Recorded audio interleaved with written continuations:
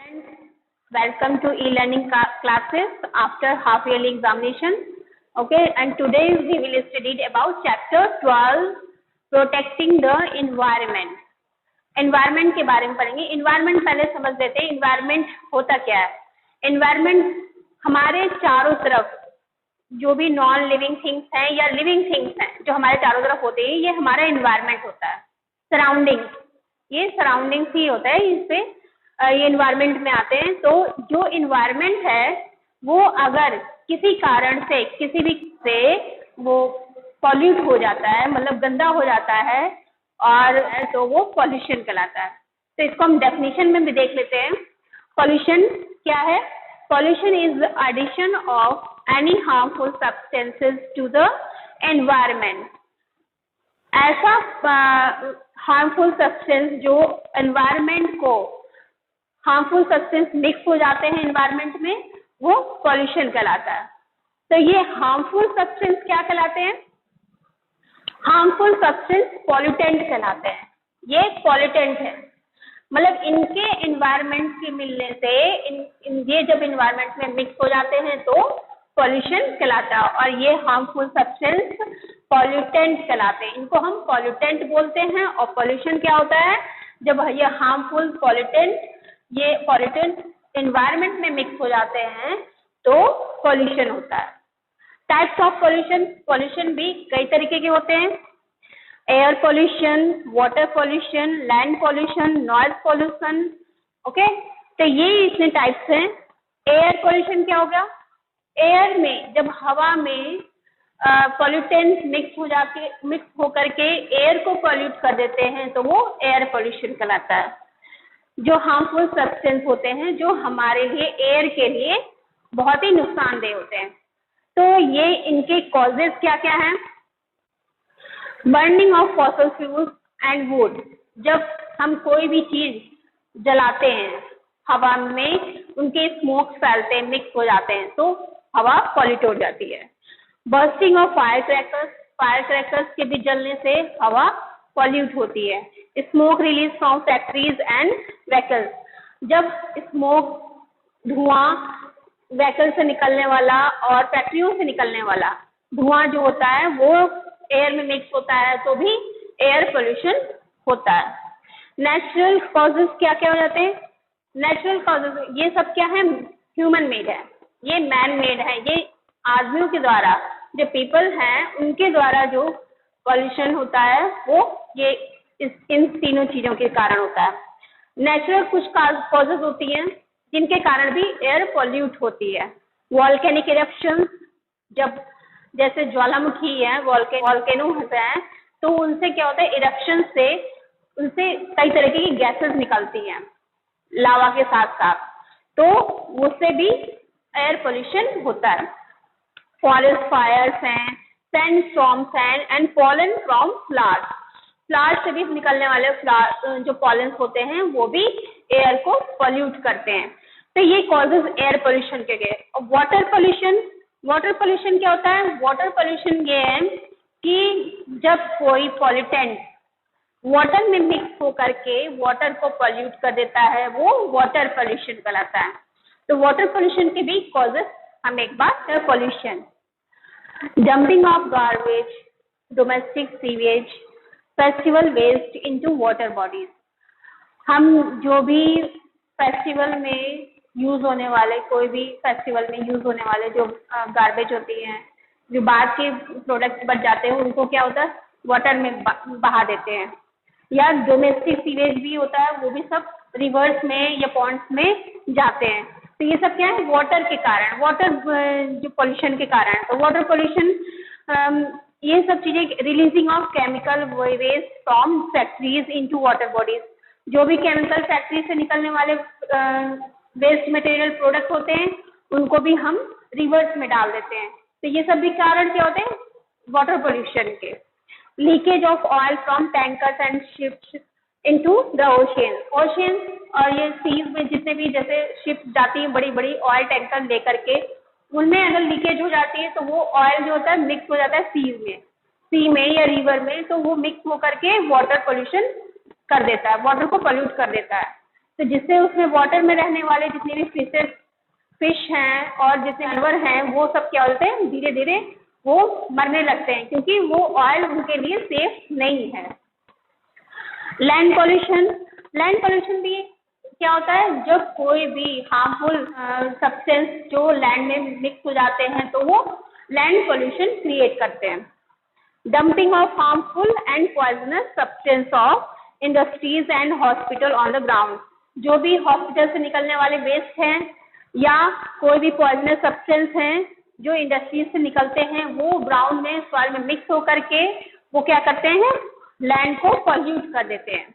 Using of chemical in the field in form of fertiliser, जो भी farmers हैं अपने लैंड में ऐसे हार्मफुल सब्सटेंस यूज करते हैं जो केमिकल्स होते हैं, वो फर्टिलाइजर्स वो सॉइल को लैंड को पॉल्यूट कर देते हैं।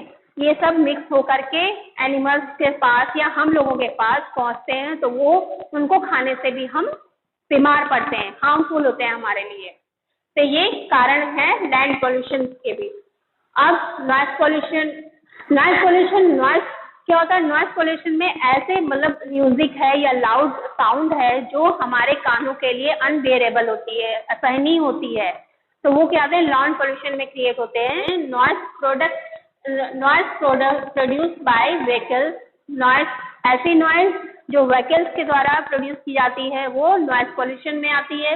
Noise of loud speaker at high volume, जब लाउड स्पीकर से बहुत बड़े हाई वॉल्यूम में तेज आवाज में साउंड निकलती है तो वो हमारे लिए, हमारे कानों के लिए बहुत ही हार्मफुल है।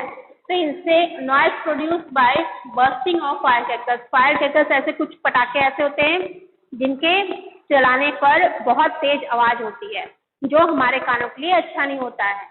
तो ये जितने भी हैं, अब इनसे क्या होता है, इनका असर क्या होता है पॉल्यूशन का हमारे और साथ में एनिमल्स और इन्वायरमेंट पे तो असर होता ही है, हमारे ऊपर भी इनका असर होता है। क्या हम लोग को डिस्टर्ब होते हैं, सबसे पहली बात तो ये है, और हमारी हेल्थ के लिए भी नुकसानदेह होते हैं और इनका जो होते हैं, और हम लोग डिस्ट्रेस हो जाते हैं इससे, नॉइस पॉल्यूशन से या कोई भी तरीके के पॉल्यूशन से डिस्ट्रेस होते हैं और स्ट्रेस आता है।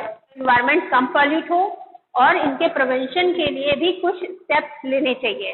प्रिवेंशन के लिए हम स्टेप्स यही ले सकते हैं जो इनके कॉजेज हैं, जो air pollution, water pollution, land pollution, noise pollution के जो कॉजेज हैं इनको कम से कम किया जा सके।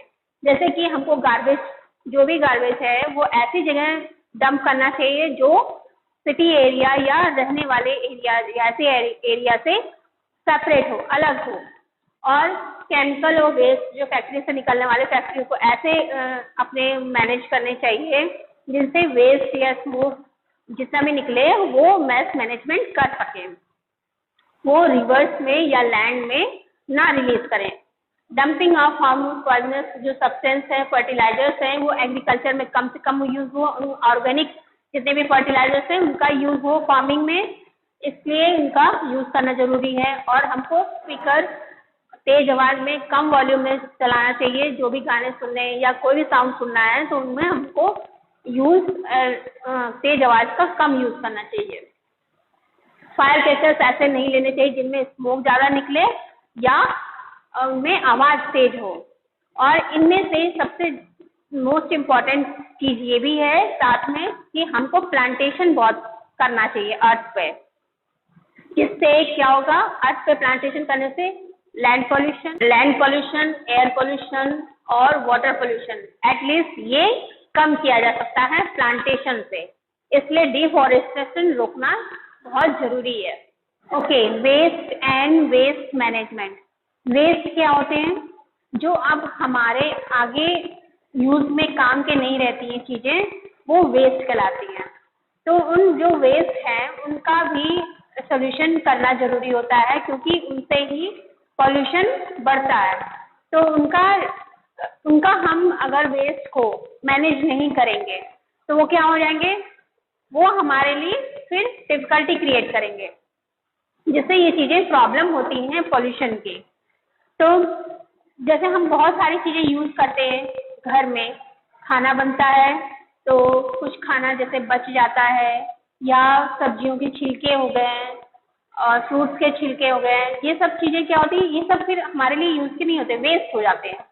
तो और इस तरह से जैसे हम लोग कोई भी चीज़ घर में लाते हैं, बॉटल लाते हैं, कैंस लाते हैं, तो ये क्या होता है, उनको यूज़ करने के बाद क्या हो जाता है, वो बेकार हो जाते हैं, वो या तो उनको रीयूज़ करिए और या तो वो वेस्ट प्रोडक्ट हो जाते हैं। तो वो सब कहाँ जाते हैं, वो वेस्ट हो जाते हैं। तो वो वेस्ट होता है, तो वेस्ट भी दो तरीके के होते हैं, बायोडिग्रेडेबल वेस्ट और non biodegradable waste. Biodegradable waste क्या हो जाते हैं, वो ऐसे वेस्ट जो कुछ दिनों में सॉइल में मिक्स हो जाते हैं कंपोस्ट के रूप में और वो बन जाते हैं, वो बायोडिग्रेडेबल वेस्ट होते हैं। जैसे लीव्स, पेपर, ये सब क्या है, बायोडिग्रेडेबल वेस्ट है, क्योंकि ये सॉइल में मिक्स हो जाते हैं कुछ दिनों में, कुछ महीनों में। Non biodegradable waste plastic and aluminium. जो प्लास्टिक एंड एल्यूमिनियम क्या है, ये सॉइल में कई महीनों तक भी पड़े रहते हैं, तो वो वेस्ट, ऐसे वेस्ट सॉइल में मिक्स नहीं होते हैं।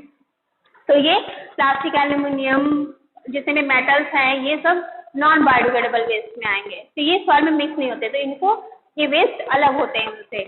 तो हमको क्या करना चाहिए, इन दो तरीके के वेस्ट को अलग अलग सेपरेट वेस्ट कलेक्ट करना चाहिए और इनको अलग ही देना चाहिए, जो हमारे पास गार्बेज कलेक्ट करने के लिए आते हैं।